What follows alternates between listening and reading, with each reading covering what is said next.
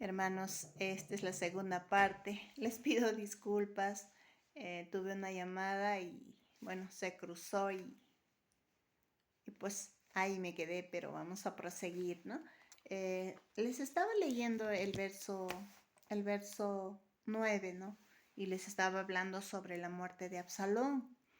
Y voy a volver a leer el verso 9. Durante la batalla, Absalón se cruzó, dice, con algunos hombres de David. Trató de escapar en su mula, pero al pasar cabalgando debajo de un gran árbol, su cabello se enredó en las gruesas ramas del árbol. ¿No? Y como les decía, ¿no? Lo que en un momento fue su gloria, se convirtió en su maldición y en su muerte, ¿no? Absalón fue literalmente atrapado, dice, por su cabello, ¿no? En los frondosos árboles del bosque. Hermanos, cuando Dios nos da algo, como al salón, ¿no? Que le dio belleza física, que le dio un cabello hermoso, como dice la palabra, que en un momento fue eh, para poder con estas cosas conquistar al pueblo de Israel, y no le damos el uso correcto, hermano, se puede volver en una arma poderosa contra nosotros, ¿no? Hay mujeres hermosas, mujeres bellas, que por lograr cosas y a veces riqueza, que es lo que la gente se inclina más, pues hacen cosas que a la larga, hermanos, va a ser de mucho dolor para eso. Entonces no nos aferremos, hermanos, a cosas superficiales. La belleza se termina, hermanos. La belleza se acaba en un momento y lo que queda es el corazón, lo que tú has hecho. Como dice la palabra, Dios veía no la apariencia del hombre, sino el corazón.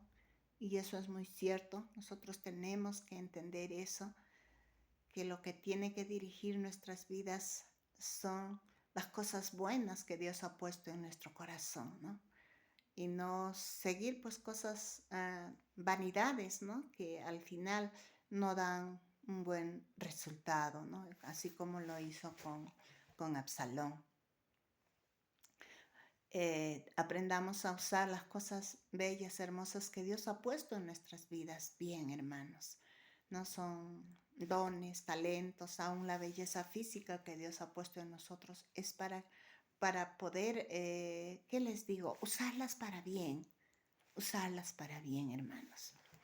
Luego vamos a ir al verso 18 y vamos a ver algo más sobre Absalón, ¿no? En el verso 18 vamos a leer, dice, mientras aún vivía Absalón, mientras todavía estaba con vida Absalón, se había, dice, erigido a sí mismo un monumento en el Valle del Rey, porque él dijo, no tengo hijos y que perpetúe mi nombre.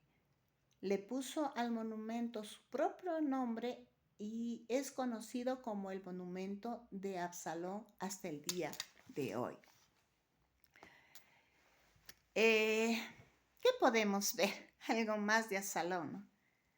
Que él había pedido que le hicieran un monumento, pero esto es lo que se espera, no de un hombre egocéntrico, de un hombre que se promueve a él mismo, de un hombre egoísta, de un hombre inmaduro, ¿no? Que no había alcanzado la madurez todavía y que solamente se dejaba llevar por su resentimiento, por su venganza, ¿no? Eso es lo que hace y lo que era Absalón. Y prosiguiendo con este verso 18, vemos vemos en los versos 28 y 32, hermanos, cómo David recibe la noticia de la muerte de su hijo. Porque David pregunta, ¿no? Lo primero que hace David es preguntar, ¿no? Él les pregunta a los guerreros, a sus líderes que le había enviado, les dice, ¿y el joven Absalón está bien? Les pregunta David. Hermanos, esto era la única preocupación de David. ¿no? Y nosotros podemos decir, pero en este caso debió preocuparse David de Israel, ¿no? Nosotros podemos decir eso, ¿no? Porque lo vemos de un punto de vista diferente de repente, ¿no? ¿No debió preocuparse más de Israel? Pero no fue así, hermanos. Él era el padre, él era padre en ese momento. Y debió amar mucho a su hijo, hermanos. Y como padres nosotros también podemos entender la situación de David.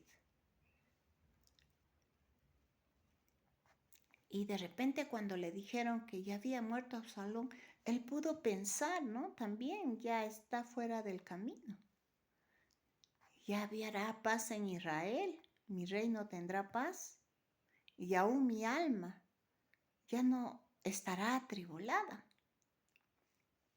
Podía haber dicho eso, ¿verdad? Pero no fue así. El amor del Padre va más allá, hermanos. El amor de un padre va mucho más allá.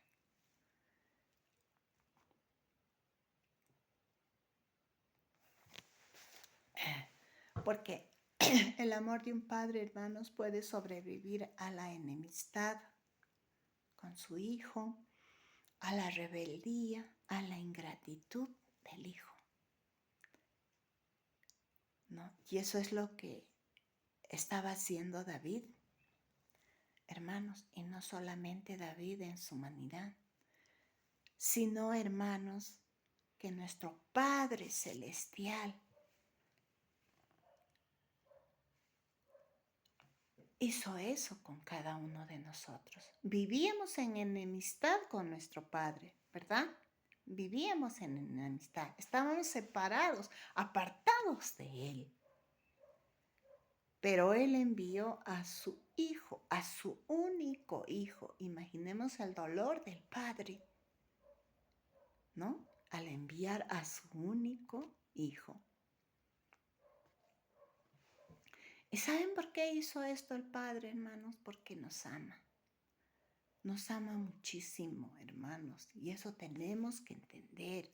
Y tenemos que aprender, hermanos, a tener mucho temor de Él. Y saber que Él nos ama muchísimo. Que Él entregó a su único Hijo por nuestras vidas. Por cada uno, por ustedes y por mí. Eso tenemos que entender, ¿no? Eso es lo que podemos enseñar, podemos comparar la vivencia de David con lo que hizo el Padre por nosotros.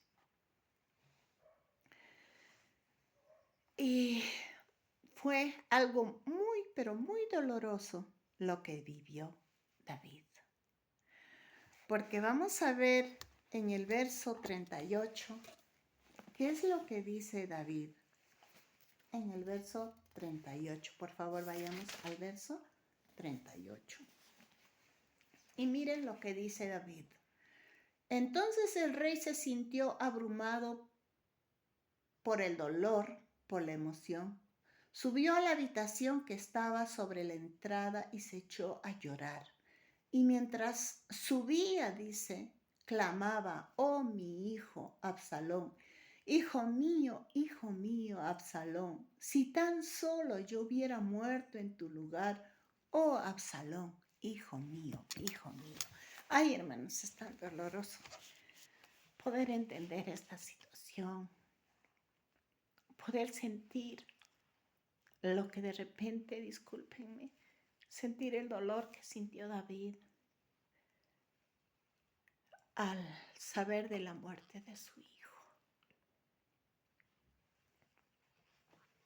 Y siento también el dolor, bueno, este sentimiento que ahorita yo tengo no llega a una pizca del dolor que Dios habría tenido al entregar a su hijo por nosotros. Y bueno, uno como padre o como madre se identifica con el dolor de David. Y Es como si dijera David, ¿no? Mi hijo, sus debilidades son mis debilidades, sus pasiones son mis pasiones, sus pecados son mis pecados. Eso es lo que sentía David al decir, ay, hijo mío, hijo mío. Por eso, hermanos, estamos a tiempo, hermanos, iglesia, de poder disciplinar, de poder corregir a nuestros hijos. Y aún de corregirnos nosotros mismos. ¿Por qué, hermanos, les digo esto? Porque nuestros hijos nos ven a nosotros todo lo que hacemos. Nosotros somos su ejemplo. Ellos ven en nosotros y siguen ese ejemplo que las actitudes, las cosas que hacemos, ellos ven y muchas veces se repiten. Por eso es tiempo de corregir nuestra vida.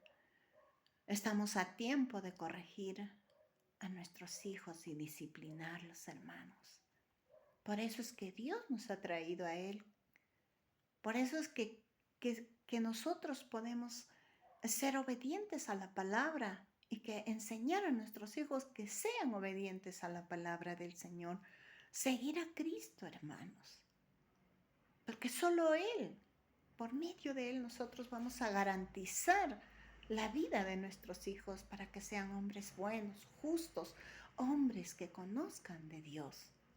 Eso nos garantiza. No hay otra garantía más, hermanos. Ahora también acá dice, ¿no? David quería morir en lugar de su hijo rebelde, pero no lo pudo hacer, hermanos. Pero Dios sí lo hizo. Dios lo hizo al morir en lugar de pecadores y rebeldes.